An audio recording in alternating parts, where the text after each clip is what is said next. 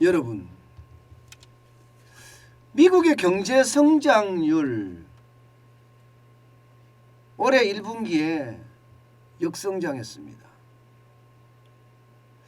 이것은 어째 보면 말입니다, 전 세계에 경각심을 주는 것은 아닌가, 저는 그렇게 분석합니다. 미국 시장이 펄펄 끓을지는 모르겠지만 미국의 성장률이 떨어짐으로 해서요, 전 세계의 어떤 경제가 더 떨어질 수 있다는 것. 여기에 신흥국은 안 그래도 어려운데 미국의 경제 성장률까지 빠지게 되면 진짜 많은 신흥국들이 줄줄이 국가 부도를 맞을 수도 있다는 것. 우리는 지금 보고 있습니다. 제가 미국발 경제 위기 이렇게 다룬 데는요, 그만큼 미국의 경제 성장률이 떨어지면 그에 대한 충격파가 전 세계로 번진다는 이야기예요. 대한민국은요, 대한민국도 예외는 아닙니다. 왜냐하면요, 여러분 이거 한번 보세요.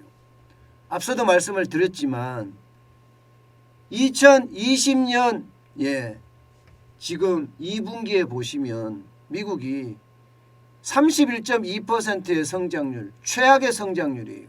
3분기에는 33.8%로 또 폭등을 했습니다. 그런데 이때 말입니다, 31.2%가 떨어졌을 때 대한민국의 상황이 어땠나요? 좋지 않았죠. 우리도 마찬가지 주식시장이 엄청나게 빠지고요, 경제 성장률도 엄청나게 떨어졌습니다.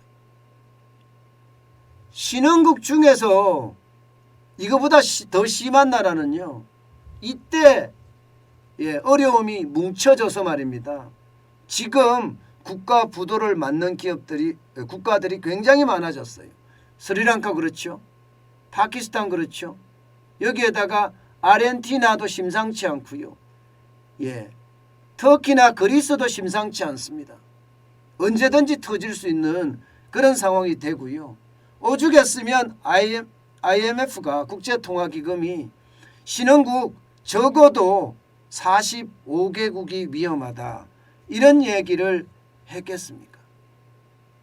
그렇기 때문에 여러분, 상황은 저는 더 나빠진다고 보는 겁니다. 여러분, 자영업자들이 지난 2년간을 억지로 버티다가 최근에 오히려 폐업이 많아지는 이유 뭔지 아십니까? 더 이상 못 버티기 때문이에요. 장사가 그만큼 쭉쭉 올라줘야 되는데 원자재 가격이 워낙 올라서 식재료비가 장난 아니게 된 겁니다. 인건비는 또 얼마나 올랐으며. 지금은요, 일하려고 해도 이게 직원을 뽑지 못해서 일을 못하는 경우도 생긴다고 해요. 그만큼 실업급여가 많으니까 일할 필요가 없어요. 이런 상황이 다른 국가들에서도 일어난다는 겁니다. 우리 자영업자들이 2년 동안 버텼는데 지금 장사가 잘 돼서 원금이나 이자를 갚을 수 있어야 되는데 인건비며 식자료며 워낙 많이 오르니까 오히려 폐업을 하는 사람들이 많아지는 것, 이게 말입니다, 국가로도 마찬가지입니다. 스리랑카나 파키스탄이나 아르헨티나나 터키나 다 마찬가지예요. 코로나19의 팬데믹 기간 동안 이 국가들 굉장히 어려웠습니다. 그런데 식자재까지 난리가 났습니다. 에너지 가격 올라갔죠. 광물 가격 올라갔죠. 곡물 가격 올라갔죠. 그러니까 기업들이 버티기가 굉장히 힘들다. 그러면 국가는 어떻게 되겠습니까? 국가도 버티기가 힘든 거예요. 국가도. 그래서 제가 미국발 경제위기 덮친다, 이렇게 제목을 달한 겁니다. 마이너스 1.4%지만 대한민국으로 돌아오면요, 대한민국은 수출 대한민국입니다.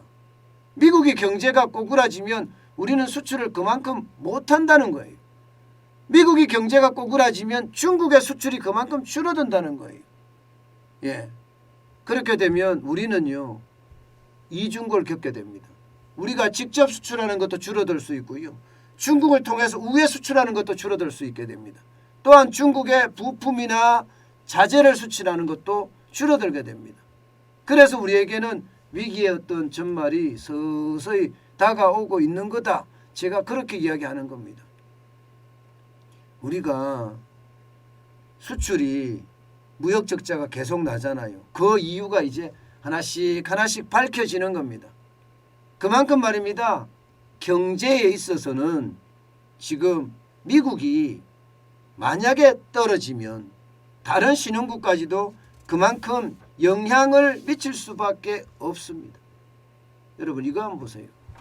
실제 IMF에서도요. 국제통화기금이죠.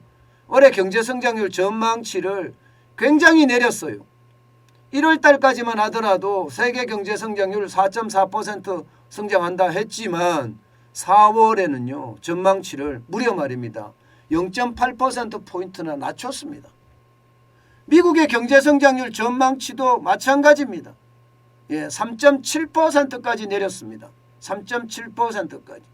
뭐 5% 성장한다 했는데 3.7%까지 내렸고요. 대한민국도 마찬가지 3%에서 2.5%까지 내렸습니다. 그러면 지금 미국이 휘청이는 그 여파가 다른 나라로 이어질 거라는 것은 분명해 보입니다. 특히 수출이 가장 큰 경제의 버팀목인 대한민국에게는요. 미국의 경제가 망가지는 것은요. 그만큼 어려워질 수밖에 없습니다. 그렇다고 미국이 뭐 부양책을 쓸 수 있느냐? 지금 당장 부양책을 내놓기는 굉장히 어렵습니다. 오히려 말입니다. 긴축으로 가야 될 판이에요. 소비자 물가가 워낙 많이 오르기 때문에. 실제로 말입니다. 미국의 경제 성장률이 떨어졌다고 하는데도 미국의 기준금리는 올리겠다는 거 변함없다는 거예요. 변함없다. 보시는 것처럼 당장 말입니다. 5월 4일 날 다음 주죠. 빅스텝에는 아무 영향을 안 미친다. 이렇게 이야기하거든요. 이렇게. 게다가 말입니다. 6월에는 뭐 전보 스텝 내지는 자이언트 스텝으로 이야기한단 말입니다. 0.75% 인상하겠다는 거. 이것도 그냥 그대로 가겠다는 거예요. 게다가 양적 긴축이라고 이야기하는 국채나 혹은 주택 저당 정권을 매각하는 절차도 그대로 진행하겠다는 거예요. 월 950억 달러를 계속 진행을 하겠다는 겁니다. 이렇게 됐을 때 여러분, 이렇게 됐을 때 안 그래도 경기가 빠지고 있어요. 지금 금리까지 또 인상을 해요. 그런 상황이 되면 경제는 더욱 더 나빠질 거예요. 실제 말입니다. 우리 시장에도 그런 징후가 지금 보이잖아요. 원화값이 엄청나게 떨어지잖아요. 1272.50을 기록했습니다. 지금 2020년 3월 19일에 1285.7을 기록한 이후에 최고치입니다. 1285.7을 기록한 이후에 말입니다. 이대로 가다가는 원달러 환율이 위기가 오고 있다. 미국발 위기가 오고 있다는 것을 저는 감지한다고 생각을 합니다. 여기에다가 중국도 만만치 않잖아요. 중국도 경기 둔화가 본격화되고 있거든요. 그러면 우리 입장에서는요. 미국의 경기 둔화와 혹은 중국의 경기 둔화가 동시에 우리는 맞게 될 수밖에 없습니다. 그렇게 됐을 때 미국발 경제 위기가 안 온다. 저는 이렇게 장담하기는 이르다. 이렇게 생각을 합니다. 좀 더 시간을 두고 봐야겠지만 지금 전체적인 상황은요. 그렇게 좋지는 않습니다. 일단 수출에 대한 걱정 모두들 지금 하고 있거든요. 그 수출이 앞으로 어떻게 될지가 시장에 대한 분위기를 많이 잡아가지 않겠느냐. 저는 그렇게 예상하고 있습니다. 분명한 것은요. 지금 경기가 굉장히 급속하게 냉각되고 있다는 사실이에요. 미국의 주식시장이 출렁출렁하는 것도 그 이유고요. 우리의 환율이 뚝뚝 떨어지는 것도 그 이유입니다. 때문에 여러분 미국 시장이나 중국 시장을 좀 주시해 가면서 우리 시장의 변화, 우리는 확실하게 익혀가야 될 것 같습니다. 그만큼 장세가 변동성이 심하다. 그렇게 말씀드릴 수 있습니다.